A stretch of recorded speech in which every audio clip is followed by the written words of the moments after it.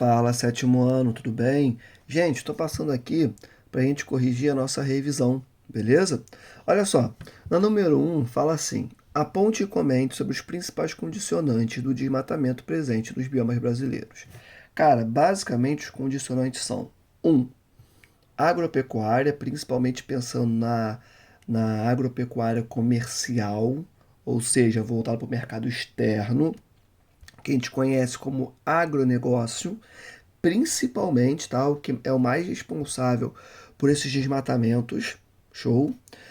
Tem também que falar do extrativismo, e é extrativismo tanto mineral, tá? Como também vegetal, pensando na retirada de madeira, tá? E também a expansão da urbanização, além de indústrias, tá? Então, olha só, escreve assim no seu caderno. Na verdade, você pode escrever exatamente o que eu acabei de digitar, que assim já são os principais condicionantes para o desmatamento presente dos menores brasileiros, tá? Presta atenção. Agora eu vou comentar sobre um pouquinho deles, tá? E vocês pausem quando for necessário para conseguir construir esses comentários sobre cada um, beleza? Ou desacelerem o vídeo, enfim. Vamos lá. O primeiro. Agronegócio. O que acontece? Quando você pensa no agronegócio brasileiro, a gente tem que ter em mente algumas informações cruciais. Olha só. O Brasil exporta para a China, que tem 1,4 bilhões de pessoas, beleza? Tem um gado gigantesco para fornecimento de carne, tanto para aquela população como também para o mercado externo. Show de bola? E a soja brasileira que o Brasil vende basicamente vai virar farelo, ração para boi na China, na Europa e nos Estados Unidos. Beleza? Então, quando a gente pensa na produção de soja, quando a gente pensa na produção de carne no Brasil, a gente está falando de uma produção numa escala gigantesca. Gigantesca. Show de bola? É um negócio assim muito grande, tá? Então é bom ter isso em mente para começar a entender esse processo. Show? Então, para que o agronegócio se desenvolva como ele foi construído para se desenrolar, eles acabam desmatando áreas gigantescas, muito grandes, tá? E aí quando eu sempre toco nesse ponto, quando a gente fala de áreas muito grandes, nós não estamos falando de um campo de futebol, beleza? Para que uma terra seja considerada grande com o termo de latifúndio, beleza? É o equivalente à terra para começar a ser entendida como latifúndio, ela tem que ter ali, vai, o tamanho de mais ou menos 15 maracanãs. É daí para cima, tá? Muito para cima. Show de bola? Então, está falando de áreas gigantes, beleza? E aí, é aquilo que eu já comentei com vocês também. Já viu boi em árvore? Já viu soja sendo plantada em cima de árvore? Não. Logo, o agronegócio desmata aquela área e aí vai ter uma série de impactos naturais, né? Ao solo, aos rios, aos lagos, às espécies animais e vegetais que ocupam aquela localidade, a vazão dos rios, aos próprios rios, uma série de impactos. Tá? E também é bom destacar que há uma prática que se desenrola no Brasil desde o século XVI, né? Que é a retirada de populações indígenas que cuidam daqueles espaços, conseguem preservar esses espaços com muito mais qualidade do que o agronegócio faz, retira-se essas etnias indígenas das mais diversas formas e no lugar se coloca plantio de soja e pecuária, sabe? Então, assim, um impacto gigante. E também bom lembrar da especulação imobiliária. Algumas porções gigantescas de terra são desmatadas e ficam lá, com pouca ou nenhuma utilidade. Só que esse desmatamento já gerou um impacto absurdo, entende? Então, quando a gente pensa em agronegócio, quando a gente pensa em agricultura agropecuária comercial, a gente tem que ter em mente que estamos falando de um processo, show, que vai gerar um impacto violentíssimo para a natureza. beleza? Porque você retira a vegetação, que tem uma série de funções para colocar no lugar. Soja, gado. E aí, só para a gente conseguir ter conseguir mensurar isso com maior tranquilidade, eu já li para vocês alguns dados do IBGE em sala de aula, que mostram que no Brasil existe mais boi do que gente. E só lembrando, presta atenção, somos 203 milhões de pessoas. Estamos falando de mais de 203 milhões de bois. É bizarro, mas é disso que se trata, tá? Então, agronegócio foi. Segundo ponto fundamental, o extrativismo. Retirada de madeira, retirada de minérios, tá? Galera que vai atrás de ouro e outros metais preciosos. E aí, quando você ativa essa atividade econômica, que é a mineração, não dá para pensar mineração sem impacto na natureza. Isso não existe. Porque você precisa revolver aquele solo, tirar porções e porções de solo. Logo, haverá desmatamento. Logo, haverá destruição de solos. Logo, haverá toda a mudança de um bioma. Beleza? Então, extrativismo vegetal, extrativismo mineral, cara, esquece, vai impactar muito os biomas brasileiros, tá? Outro ponto, expansão da urbanização, acho que é muito tranquilo de se entender. A cidade vai crescendo e com esse crescimento, as espécies vegetais vão sendo desmatadas, vão sendo destruídas para que haja essa ampliação da cidade, tá? E a indústria, qual é o impacto que a indústria gera para os biomas brasileiros? Cara, jogada de rejeitos. Rejeito é como se fosse o resto da produção, sabe? Quase como se fosse lixo, beleza? Só que tem elementos químicos ali dentro, que quando você simplesmente joga esses rejeitos no rio, esses rejeitos industriais no rio, no solo, cara, você gera um impacto absurdo, gritante, monstruoso, tá? Então, consegui falar sobre esses principais pontos que levam ao desmatamento dos biomas brasileiros.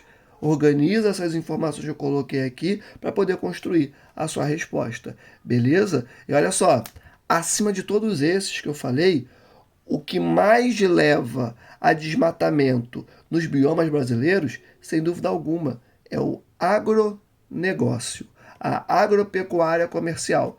Não tenha dúvidas disso, beleza? 2. Comente sobre a economia da região sul. Galera, olha só, presta atenção. Região sul, bom lembrar que ela teve um processo de colonização diferente das outras regiões brasileiras por uma série de questões que eu não vou entrar agora. Show de bola? Lembra, presta atenção, eu falei em sala que o governo brasileiro, principalmente no século XIX e início do século XX, tinha uma política de atração de europeus para o Brasil. Com isso, o que vai rolar? O que vai rolar será que, para atrair esses europeus, terras eram dadas para essas pessoas. Pessoal, isso não aconteceu em nenhuma outra região brasileira, beleza? Nas outras regiões brasileiras, recebia quem era próximo da coroa, quem tinha dinheiro para comprar uma terra, principalmente depois de 1865, beleza? Então, presta atenção em mim. Na região sul, a colonização vai ser totalmente diferente. Por quê? Porque o governo brasileiro da época quis que fosse, ponto final. Foi dado terras às pessoas para atrair europeus para cá, o que não aconteceu em nenhuma outra parte do Brasil.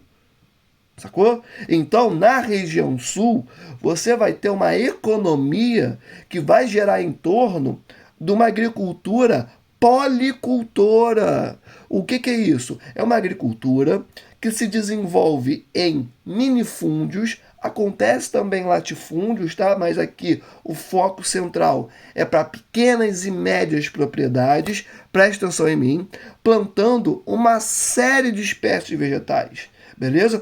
Vocês dão um pulinho para o centro-oeste, presta atenção em mim. A gente já viu em sala que o Centro-Oeste ele é conhecido como o celeiro brasileiro. Quando a gente pensa na produção de soja brasileira, ela está muito concentrada no Centro-Oeste. Então o Brasil vende o quê? O que dá grana lá fora? É soja? Então vamos plantar soja, soja, soja, soja, soja, soja, soja. No Sul tem soja? É claro que tem.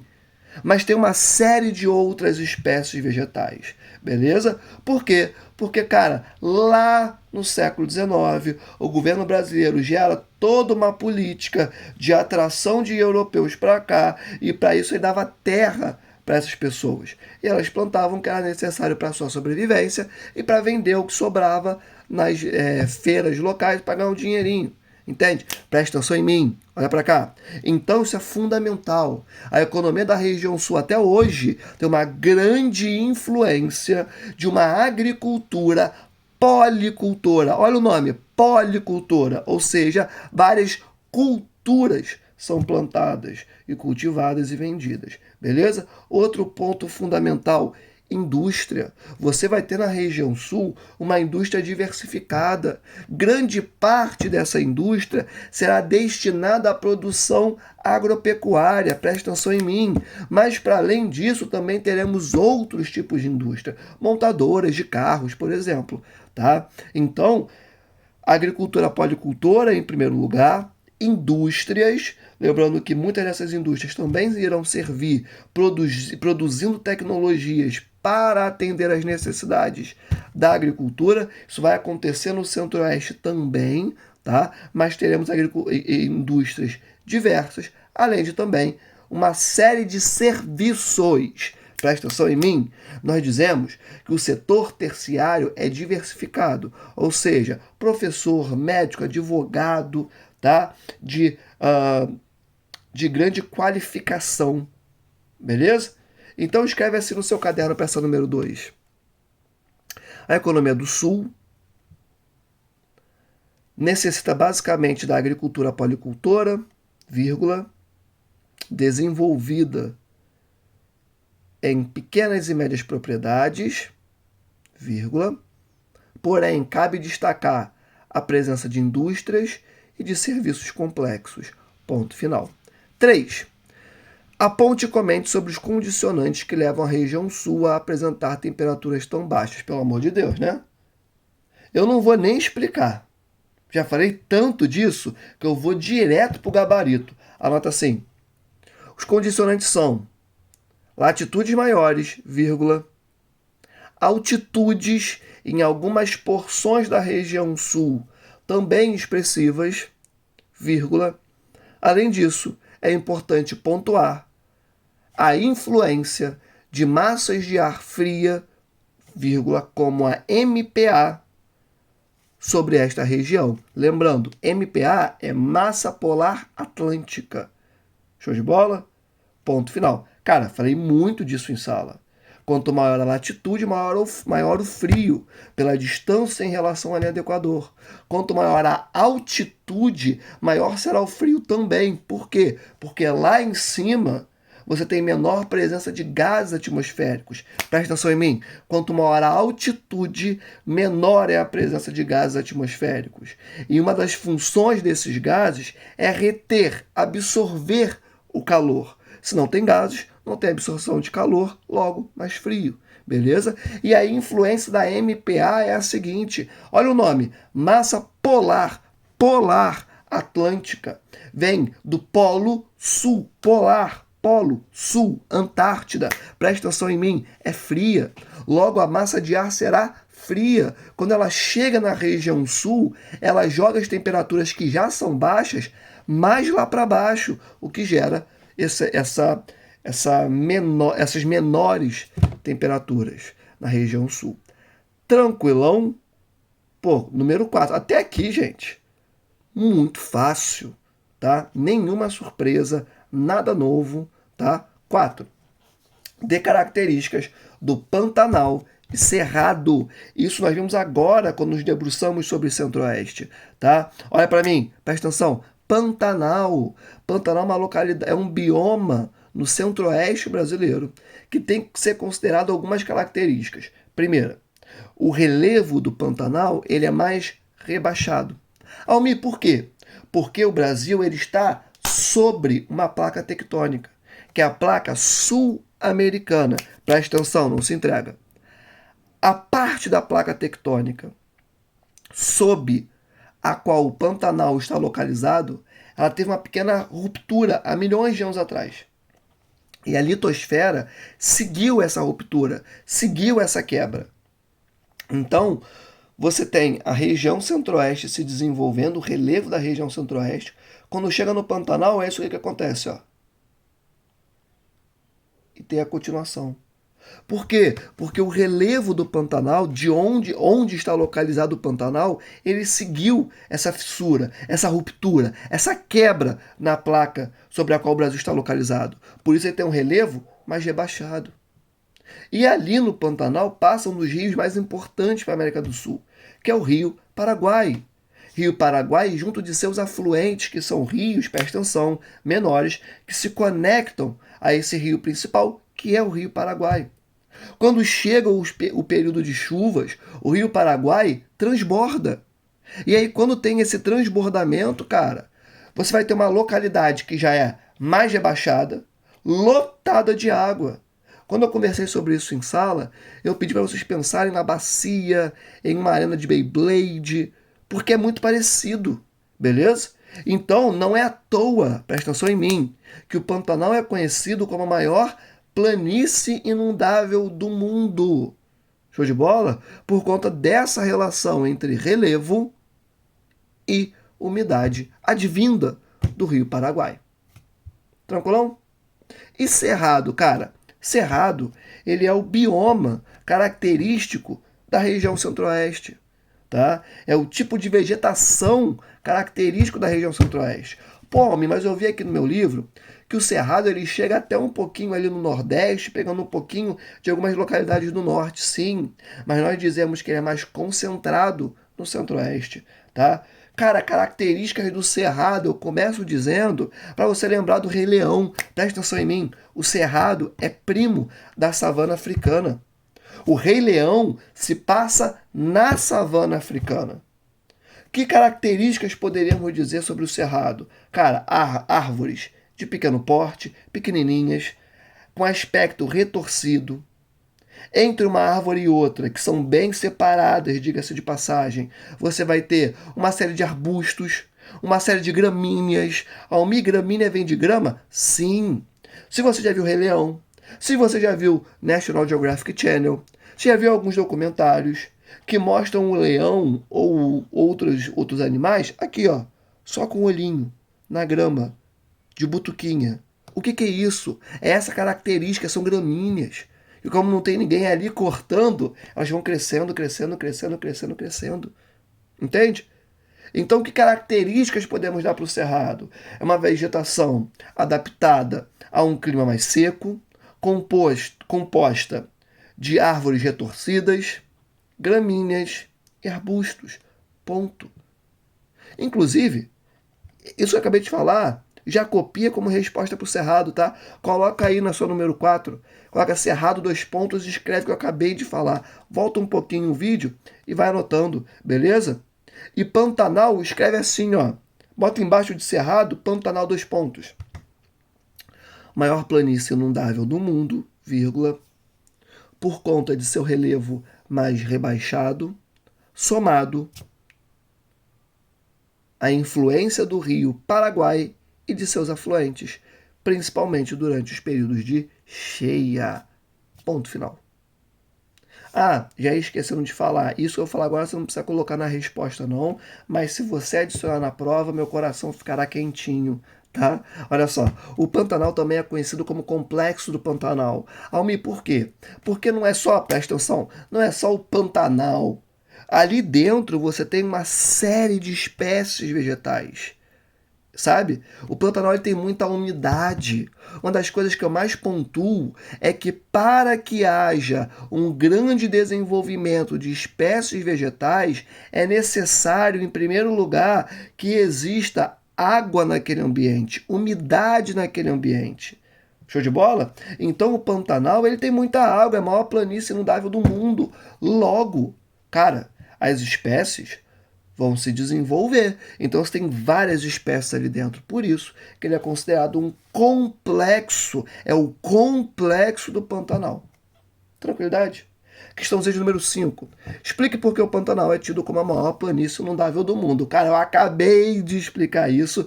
Eu não vou repetir essa explicação. Eu vou direto para a resposta. Coloca assim no seu caderno.